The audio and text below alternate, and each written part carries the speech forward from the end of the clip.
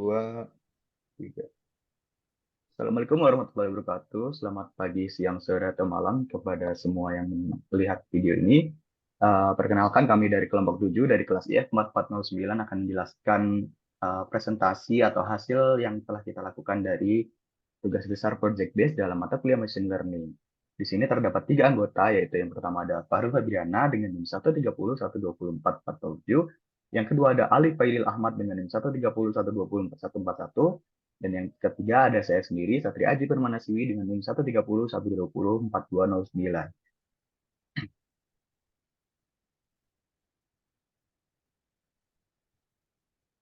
Baik, di sini kita mendapatkan hasil NIM dari anggota kelompok kami yang terendah yaitu 130, 120, 4141.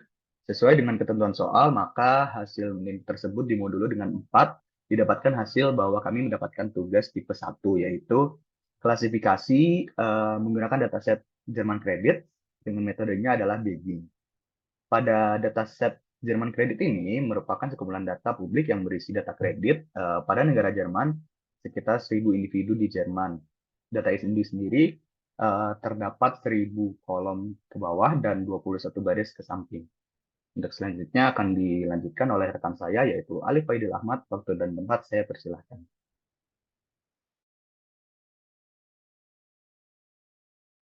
Oke, sebelumnya makasih banget buat Mas Satria udah memaparkan slide pertama. Oke, buat selanjutnya ini saya akan melanjutkan di bagian ensemble learning, yang dimana ensemble learning adalah cara sebuah algoritma mempelajari data dengan menggunakan kombinasi dari beberapa algoritma atau model untuk mendapatkan output dengan akurasi yang lebih tinggi jika dibandingkan dengan menggunakan satu algoritma atau satu model saja.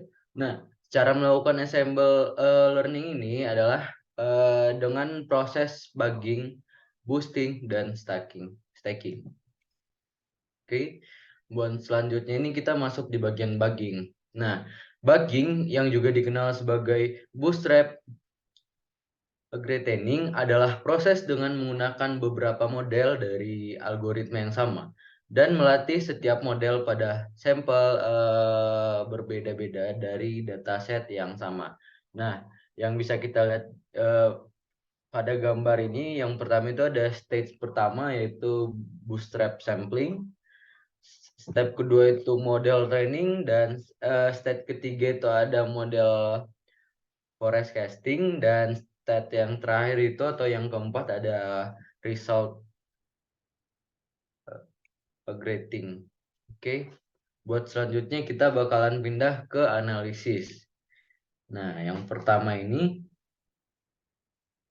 ada eksplorasi di mana kami menggunakan beberapa library, dikarenakan pada penggunaan library ini memiliki fungsionalitas yang sama dengan tujuan untuk memudahkan kami dalam membuat data uji dari pembelajaran mesin ini. Nah, di sisi kanan kita nih ada contoh import library Python yang kami gunakan. Yang pertama itu ada NumPy, ada Pandas, Matplotlib, ada datetime, dan lain-lain. Oke, kita next saja. Nah, buat selanjutnya ini adalah langkah setelah import library. Nah, kami melakukan pembacaan dataset Jerman Credit yang nantinya akan diujikan pada mengupload data kami, memasukkan langsung ke dalam data file pada Colab secara langsung. Nah, contohnya seperti di sebelah kanan ini. Oke, buat selanjutnya saya serahkan ke teman saya, Fahrul Febriana. Oke, mungkin eh untuk demo program selanjutnya boleh di share screen dari Satria Aji.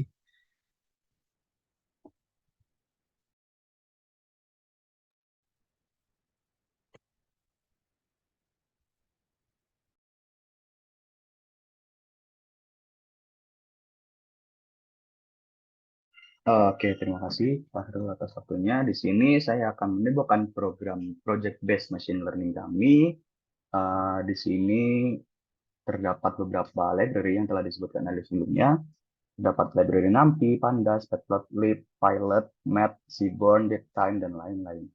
Yang langkah kedua di sini kita akan meload dataset, yaitu datasetnya adalah germancredit.csv, dipisahkan oleh separator menggunakan tanda koma. Mengapa di sini diharuskan untuk memisahkan dengan tanda koma? Agar si dataset tersebut menjadi visualisasi ke samping. Dan harus dipastikan bahwa dataset tersebut sudah dimasukkan ke dalam files yang ada di Google Colab di sini. Jika belum, maka akan terjadi error dan program tidak akan berjalan dengan sesuai harapan. Selanjutnya, kita akan masuk ke dalam eksplorasi data. Di sini ada data.describe, di mana data describe ini digunakan untuk menghitung beberapa data statistik yang ada dalam germancredit.csv ini.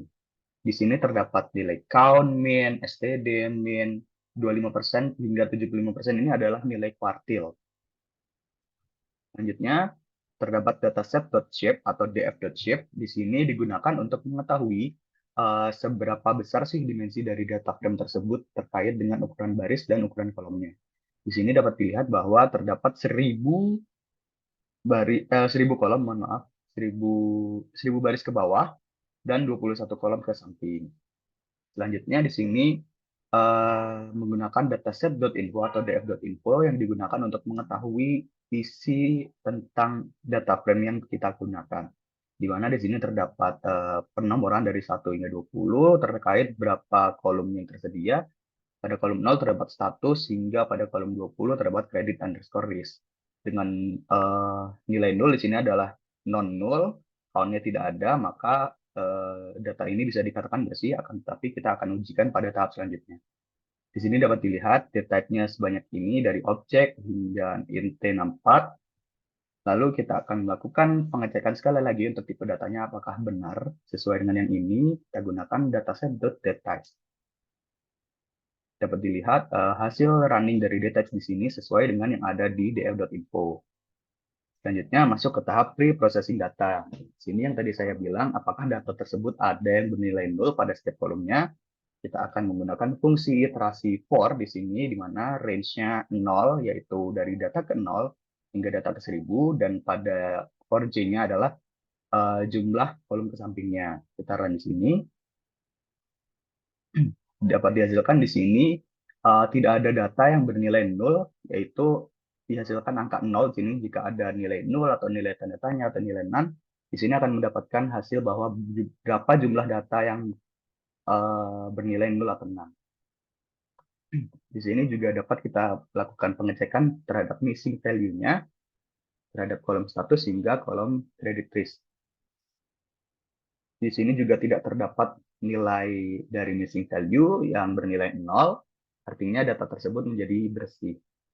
Selanjutnya, kita akan mengubah nilai value dari setiap kolom dari kategori menjadi numerik dengan code yang seperti ini, status-status, credit history, dan lain-lain. Hasilnya akan tampil pada form dataset yang ini, didapatkan hasil seperti ini. Data-data yang tadinya kategori seperti ini berubah menjadi angka-angka numerik yang seperti ini. Selanjutnya, kita akan melakukan drop kolom number underscore credit karena kami nilai kolom ini kurang relevan terhadap dataset yang kami gunakan dan kurang dipentingkan sepertinya ya. Selanjutnya, masuk ke tahap splitting data. Kenapa kita menggunakan credit risk di sini? Karena credit risk ini yang dapat dilakukan untuk training data menggunakan standar seller. Baik, untuk selanjutnya, matrix plotting hingga seterusnya akan dilanjutkan oleh rekan saya, yaitu Farouk Adriana. Waktu dan tempat saya persilahkan. Oke, selanjutnya di sini ada matrix plot yang dimana pada matrix plot ini bertujuan untuk dari pemvisualisasian data berupa matrix plot. Nah, pada matrix plot ini merupakan plots yang berbentuk matrix, umumnya digunakan untuk melihat korelasi antar variabel. Nah, si variabelnya tersebut terdapat saving, credit history, amount, lalu credit risk, dan juga Nah, pada credit risk ini terdapat 0 dan 1, yang dimana 0 itu termasuk tidak bagus, dan yang satunya itu termasuk bagus pada uh, matrix plot tersebut. Selanjutnya, selanjutnya ini ada korelasi data. Oke, sorry. Nah, selanjutnya ini ada korelasi data atau visualisasi data yang berupa berbentuk heat map. eh, ini eh, pada visualisasi data ini merupakan eh, agar kita bisa melihat area data yang numerik gitu melalui kolom-kolom heatmap, sehingga kita bisa tahu di mana saja kekurangan dari dataset yang digunakan. Nah, hasil si heatmap ini juga digunakan untuk menemukan korelasi dari setiap kolom yang ada pada dataset Jerman Credit SVC ini, yang dimana jumlah nomor satu ini tuh berbentuk korelasi yang sangat sempurna, yang jika ke warnanya lebih membiru itu lebih tidak sempurna dari korelasi uh, setiap data kolomnya. Oke, lanjut. Lanjut ini ada pemodelan. Nah, pemodelan data ini kami menggunakan metode bagging classifier, yang dimana sebelumnya ini uh, di dalam pemodelan ini kami menggunakan split data credit risk untuk memasukkan data set X dan Y. Setelah itu kami memasukkan data, maka data akan masuk ke tahap training dan testing, dan selanjutnya itu akan ternormalis, yang dimana kami menggunakan library yaitu Scarlet Tree, yaitu Decision Tree Classifier, yang dimana Decision Tree Classifier ini berhubungan gitu dengan bagging classifier. Eh, boleh selanjutnya. Nah, selanjutnya ini ada test prediction, yang dimana fungsi eh dari bagging score ini di atas, eh itu untuk yang di atas dulu, sorry. Di- Oke, nah di situ ada yang namanya bagging score, yang dimana itu untuk mengetahui nilai training dan testingnya. Seperti yang dapat dilihat, didapatkan hasil dari training dan testing itu yang nilai X dan Y sebesar 0,9925 dan hasil dari testing nilai X dan Y itu sebesar 0,725. Oke. Selanjutnya ini ada tes set prediction. Nah, pada tes set prediction ini hasil tes set prediction ini merupakan didapatkan dari hasil akurasi bagging classifier dengan menggunakan data-data testing sebelumnya. Selanjutnya ini didapatkan hasil dari fungsi Y prediction di atas, yaitu sebesar 0,725 ya. Dan juga dapat dilihat array pada Y prediction-nya berbentuk 0 dan 1. Itu termasuk dari dataset dari credit risk-nya.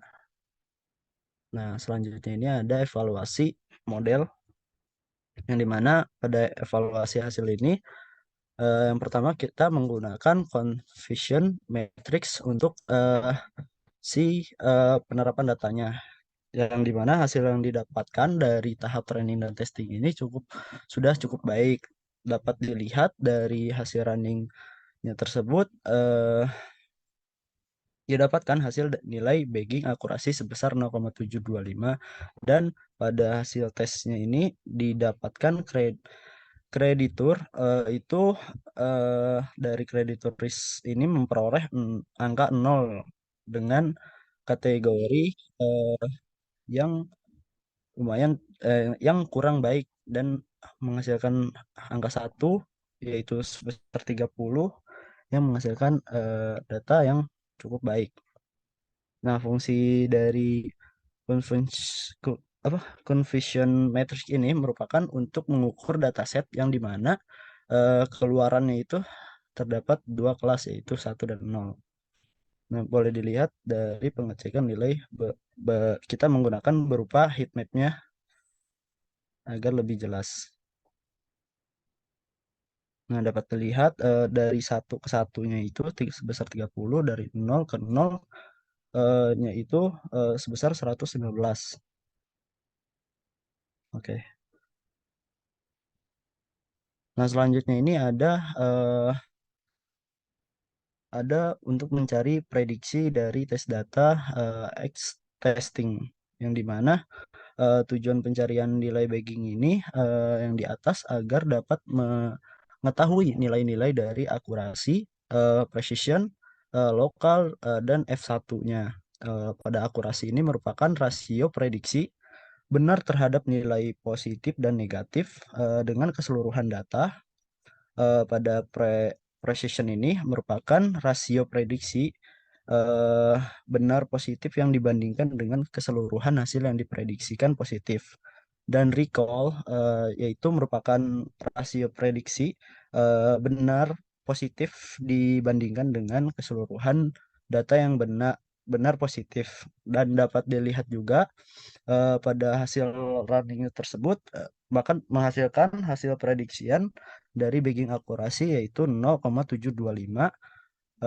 Lalu ada bagging precision yaitu 0,7823, lalu ada recall 0,833, dan ada prediksi dari F1 yaitu 0,80.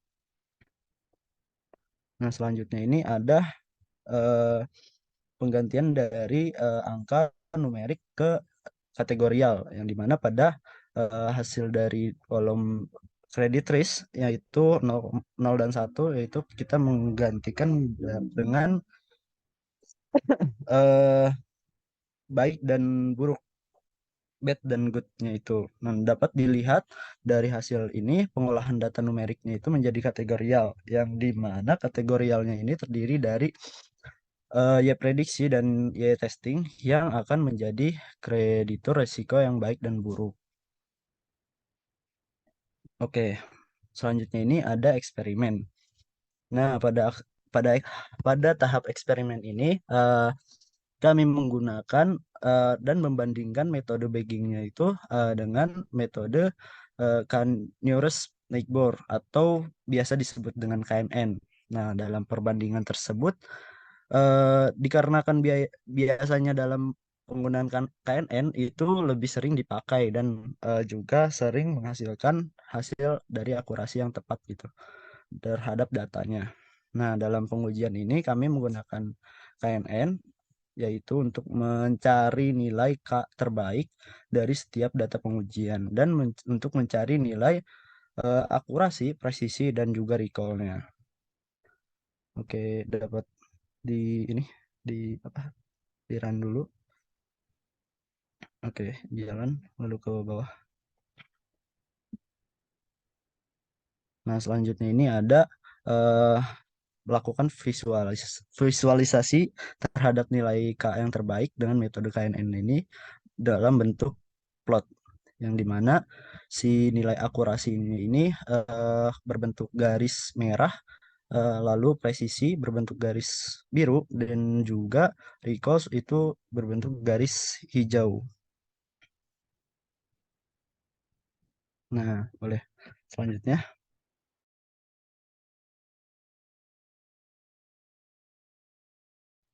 Selanjutnya ini ada untuk menggunakan metode KNN ini, yang dimana pada KNN itu di dot fit dari X training dan Y trainingnya, dan akan menghasilkan si KNN itu 19.